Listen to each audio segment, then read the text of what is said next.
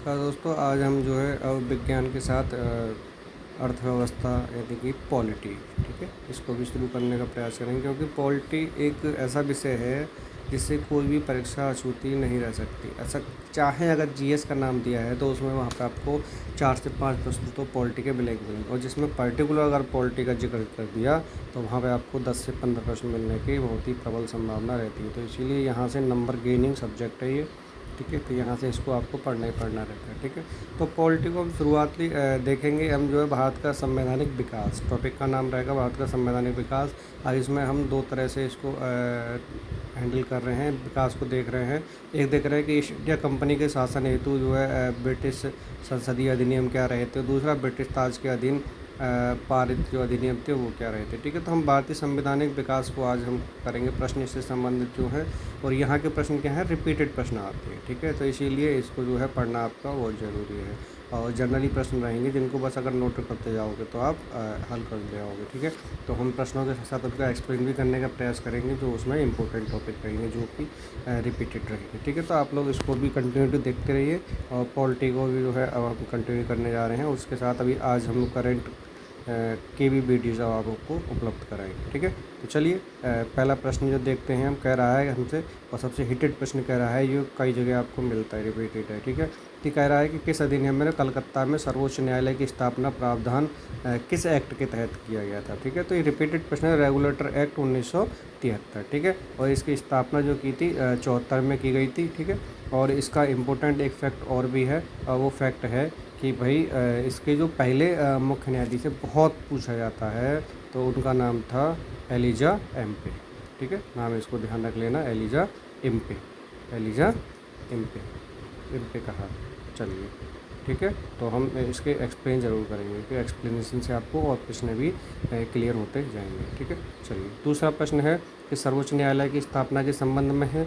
तो पहला वही है इसका कि कलकत्ता में सर्वोच्च न्यायालय की स्थापना 1973 एक्ट के द्वारा की गई थी, बिल्कुल सही है। दूसरा कह रहा है कि लेमिस्टर इस न्यायालय के प्रथम न्यायाधीश, नहीं, हमने अभी आपको बताया इससे ऊपर, तो कौन थे उसके, एलिजा एम्पे, ठीक है। इसको नाम याद कर लीजिए, इसीलिए हमने कहा था कि इस तरह के प्रश्न आपको अब मिलेंगे, ठीक है। चलिए, अगला प्रश्न है, देखिए ये आर का प्रश्न था। तो देखिए ये मिलान करने वाला ही आ गया। तो मिलान करने वाला तो ये कि अगर आपने डीपली पढ़ रखा है तो उसको आसानी से मिलान कर सकते हैं, लेकिन फिर भी हम जो है मिलान करने का प्रयास करेंगे। जैसे कि अब आप पहले ही प्रश्न को हिट कर देंगे कि सर्वोच्च न्यायालय की स्थापना किससे की गई थी। तो ये सर्वोच्च न्यायालय की जो स्थापना थी वो थी नियामक अधिनियम 1773, ठीक है। तो बी हो जाएगा। और नियंत्रण परिषद की स्थापना हो जाएगी ब्रिटिश इंडिया एक्ट 1984 के तहत, ठीक है।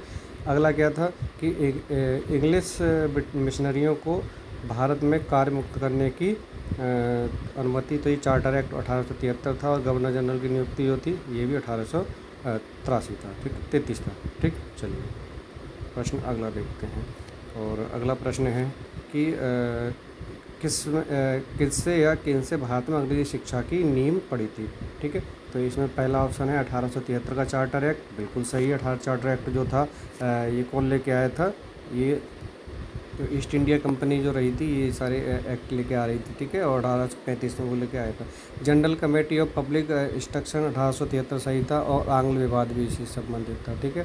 तो इसके तीनों ही ऑप्शन सही हैं, ठीक है। चलिए, अगला कह रहा है कि किस अधिनियम के द्वारा ब्रिटिश संसद ने चाय और चीन के साथ व्यापार को छोड़कर ईस्ट इंडिया कंपनी के भारत के साथ व्यापारिक एकाधिकार को समाप्त कर दिया था, ठीक है। तो यही 1813 जो चार्टर एक्ट था इसके द्वारा ही जो है व्यापार का एकाधिकार को समाप्त कर दिया गया था। और 1833 में क्या था कि कंपनी के समस्त व्यापारिक कार्य समाप्त कर दिया, भविष्य में कंपनी को केवल राजनीतिक कार्य करने के लिए ही दिया गया था।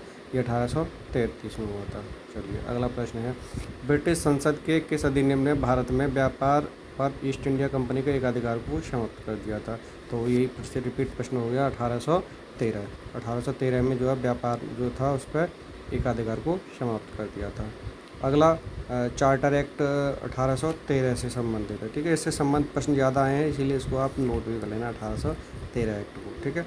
तो इसमें कह रहा है कि इसने भारत में ईस्ट इंडिया कंपनी के व्यापार एकाधिपत्य को सहायता व्यापार और चीन के साथ व्यापार को छोड़कर समाप्त कर दिया था, बिल्कुल सही है। अगला प्रश्न इसका ऑप्शन है कि इसने कंपनी द्वारा अधिकार में लिए गए भारतीय राज्य क्षेत्रों पर ब्रिटिश राज की संप्रभुता को स्वर्ण कर दिया था। ब्रिटिश राज का जिसे स्थापित हो गया था ब्रिटिश राज, ठीक है। और भारत का राजस्व क्या था, अब ब्रिटिश संसद के अधीन नियंत्रण आ गया था, नहीं, नियंत्रण में नहीं आया था, ठीक है। तो इसका ऑप्शन हो जाएगा 1 और 2, ठीक है। चलिए अगला कह रहा है कि किस अधिनियम ने भारतवासियों को अपने देश के प्रशासन में कुछ हिस्सा लेना संभव बनाया, ठीक है। तो यही चार्टर एक्ट जो 1833 आया था, इसमें फिर क्या था, हमने थोड़ा सा संप्रदाय इसका बढ़ता जा रहा था, तो इसीलिए इसको ख़त्म करने के लिए ब्रिटिश ताज के अधीन किया था। तो चार्टर एक्ट 1833 जो था, इसमें यह संभावित हुआ कि देश के प्रशासन में भी हिस्सा लेना संभव बनाया भारत में इसको, ठीक है। अब हम प्रश्न ब्रिटिश ताज से संबंधित कुछ प्रश्न हैं, ठीक है, क्योंकि इसके बाद ब्रिटिश ताज आ गया था कंपनी का। तो इसमें पहला प्रश्न है हमारा कि भारतीय परिषद अधिनियम 1861, ठीक है। तो ये 1861 का था। इसमें कह रहा है कि कौन सा ऑप्शन सही होगा, देख लीजिए। इस अधिनियम के फलस्वरूप गवर्नर जनरल की कार्यपालिका कुल परिषद में कुल सदस्यों की संख्या 7 हो गई थी, नहीं, ये गलत कह रहा है, 7 नहीं हुई थी। कितने सदस्य रहे थे कुल, 6 सदस्य रहे थे, ठीक है। और अधिकतम कितने कर दिए थे, 12 कर दिए थे। दूसरा कह रहा विद्युत निर्माण के लिए अतिरिक्त सदस्यों की संख्या कम से कम 6 और अधिकतम 12 कर दी थी, ये सही है, ठीक है। और प्रांतीय और केंद्रीय विषयों में किसी तरह का भेदभाव नहीं रखा जाएगा, ये भी सही है। तो इसका ऑप्शन हो जाएगा 2nd और 3rd। चलिए अगला प्रश्न देखते हैं। और अगला प्रश्न है हमारा कि निम्नलिखित में से किस अधिनियम के अंतर्गत भारतीय विधान परिषद को बजट पर बहस करने की शक्ति प्रदान की गई थी, ठीक है। तो 1861 में तो ये स्थापित हुआ था, और 1892 में हम धीरे धीरे करके किया था कि इसको हम बहस करने के लिए भी हमें अनुमति प्रदान की गई, ठीक है। चलिए अगला प्रश्न है कि ब्रिटिश भारत में संप्रदाय प्रतिनिधि की व्यवस्था निम्नलिखित में से किस अधिनियम द्वारा की गई थी, ठीक है। तो सांप्रदायिक जो रहा था वो मार्ले मिंटे 1909 में था। इसमें हिंदू मुस्लिम जो 2 पृथक निर्वाचन के लिए प्रावधान किया गया था, ठीक है। तो ये 1809 में था, ठीक है। हिंदू मुस्लिम अभी नहीं है, पहले से ही चला आ रहा है, ठीक है। तो इनके लिए अलग पृथक क्या था, प्रतिनिधित्व के लिए भी इनको जो है अलग दिया गया था कि बोले आप अपना जो है अपना वर्चस्व स्थापित करें। 1909 का अधिनियम संबंधित था, तो ये किससे था, अभी हमने बताया, पृथक मताधिकार क्षेत्र लागू से, जो मुस्लिमों के लिए था उनके लिए अलग से इन्होंने जो है, ठीक है, क्या था, प्रतिनिधित्व की व्यवस्था की थी, ठीक। चलिए अगला प्रश्न है कि निम्नलिखित में से किस एक अधिनियम द्वारा भारत में संघीय न्यायालय की स्थापना की गई, ठीक है।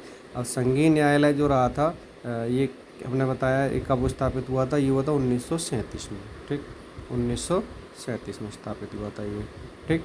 और 1935 जो भारत सरकार अधिनियम था उसके अंतर्गत इसको लेके आए थे, 1935 के अंतर्गत। तो वो ऑप्शन है ही, तो ऑप्शन हो जाएगा इसका डी।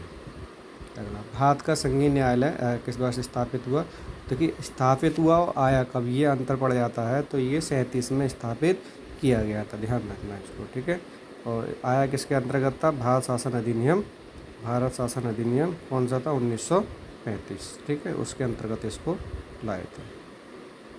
अगला प्रश्न है कि किस अधिनियम ने केंद्र में द्वैध शासन प्रणाली की स्थापना की गई थी, तो 1919 में। द्वैध शासन प्रणाली की स्थापना कब की गई थी, 1919 में, सॉरी 1935 में, ठीक है। द्वैध शासन प्रणाली कब स्थापना की थी, 1935 में।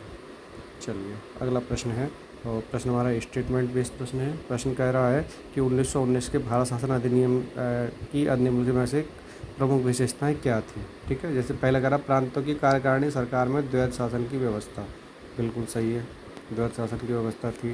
दूसरा, मुसलमानों के लिए पृथक निर्वाचन नहीं, ये 1909 में था, 1909 में था ये।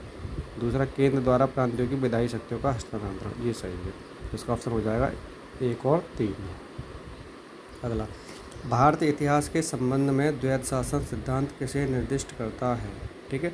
तो क्या करता है, देखिए क्या कि इसमें कह रहा है कि केंद्रीय विधानमंडल का 2 सदन विभाजन, नहीं, ये भी नहीं। 2 सरकारों और केंद्र और राज्यों के सरकारों का शुरू हो जाना, नहीं। 2 शासक समुच्चय, एक लंदन में एक दिल्ली में, ये भी नहीं। कह रहा है कि प्रांतों में प्रत्याशित विषयों का 2 वर्गों में प्रवर्गों में विभाजन, ठीक है, इसका राइट आंसर बन रहा है डी। अगला प्रश्न देखते हैं कि भारत सरकार का अधिनियम 1919 के में प्रांतीय सरकार के कार्य आरक्षित और अंतरित विषयों के संदर्भ में बांटे गए, ठीक है। अब कह रहा है कि आरक्षित विषय कौन से थे, ठीक है। तो ये थोड़ा सा डीप प्रश्न है, और हालांकि IAS का है तो बता देते हैं। इसमें न्याय जो रहा था, न्याय प्रशासन, वो भी ठीक है, आरक्षित रहा था। दूसरा इसमें भू राजस्व जो है वो भी आरक्षित रहा था, पुलिस भी आरक्षित रहा था, लेकिन स्थानीय स्वशासन जो है आरक्षित नहीं था। इसका राइट आंसर बनेगा सी। चलिए, निम्नलिखित में से किसने ब्रिटिश भारत में प्रांतीय स्वायत्त शुरू की थी? प्रांतीय स्वायत्त जो, अब देखिए अभी हमने उसको छोड़ा था, तो प्रांतीय स्वायत्त जो रहा था भारत सरकार अधिनियम 1919 में आ गया था ये प्रांतीय शासन का, ठीक है, इसीलिए इसको याद भी कर लेना, ये इम्पोर्टेंट है क्वेश्चन। अगला प्रश्न है कि भारतीय विधान पालिका प्रथम बार द्विसदनात्मक बनाई गई थी, तो ये कब बनाई गई थी? ये बनाई गई थी 1919 में, ठीक है, द्विसदनीय, तो ये 1919 में, सी ऑप्शन हो जाएगा इसका आंसर, राइट आंसर, ठीक है। और अगला प्रश्न है कि केंद्र में कौन सा एक्ट दी विधायिका लाया था? तो कौन सा लाया था? अभी तो बताया ही हमने, 1919। इम्पोर्टेंट है ये, हिटेड प्रश्न, इसको नोट कर लीजिए। अगला, 1919 के मांटेस्क्यू चेम्सफोर्ड सुधारों में 21 वर्ष से अधिक आयु की सभी महिलाओं के लिए मताधिकार की संस्तुति की गई। 1935 के गवर्नमेंट एक्ट ऑफ इंडिया में विधानमंडल में महिलाओं की लिए आरक्षित स्थानों का प्रावधान किया गया, ठीक है, ये तो सही है कि 35 में महिलाओं के लिए आरक्षण किया गया था, ठीक है, लेकिन 21 वर्ष तो ये कहाँ की गई थी महिलाओं के लिए, ठीक है, तो ये गलत है, ये भी 1935 में हुआ था, तो ये ऑप्शन गलत है, तो इसका बी ऑप्शन हो गया खाली। अगला है कि भारत सिविल सेवा के संदर्भ में है, तो भारतीय सिविल सेवा के संदर्भ में क्या क्या कथन कह रहा है कि पहला कह रहा है कि सरकार अधिनियम 1919 में भारतीय सिविल सेवा के लिए एक अलग परीक्षा का आयोजन किया गया, पहली बार यहाँ पे ये परीक्षा के लिए अलग आयोजन किया गया था। और सिविल सेवा में 1941 में भारतीयों का प्रतिशत यूरोपियों से अधिक हो गया। हाँ, 41 में जाके तो पढ़ ही जाएगा, ठीक है, तो सी ऑप्शन इसका सही हो गया ऑप्शन।